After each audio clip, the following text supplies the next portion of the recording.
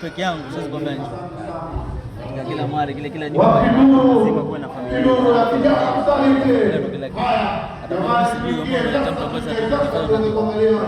sababu mwenye group stop picha mimi mmoja malipo. Akisema ndio ndio akija naona mimi mwenye. Naona kwenda kusema ukweli. Kuna leo na kesho. Tuingieni ndani wala kwa wote tafadhali tuingieni ndani sote. Yeye ndo ana shoot, ndo ana edit. Tuingieni ndani.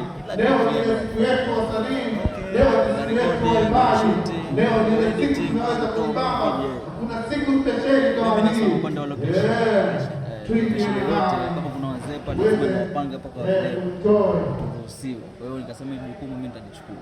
Sababu movie ni location. Na kila mmoja na tuweze kuenjoy. Tuingieni ndani tafadhali. Anaweza kueleza mtu kitu, kuna mwingine anaweza.